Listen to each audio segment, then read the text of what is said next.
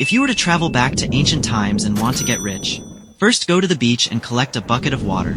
Don't rush to cook seafood with it, because if you just pour it into a pot and let the fire burn a little longer, the seawater will boil until it's unbearably hot. Once the steam escapes, what's left in the pot is a lump of coarse white salt. But this stuff, while it looks like salt, isn't very clean.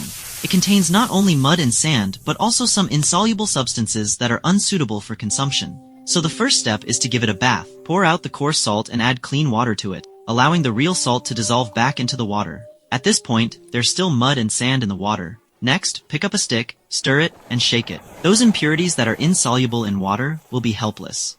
They can't mix in and will have to stay out.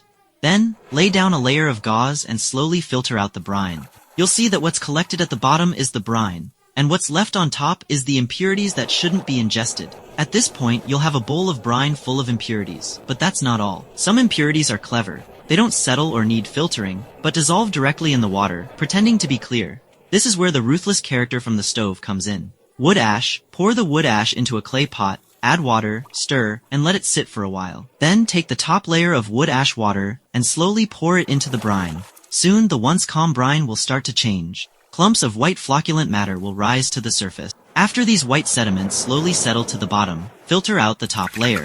What remains is the cleaner brine. Finally, pour this bowl of brine back into the pot and simmer it over low heat. The silica will recrystallize. You've successfully transformed a bucket of seawater into usable silica, embarking on the road to wealth.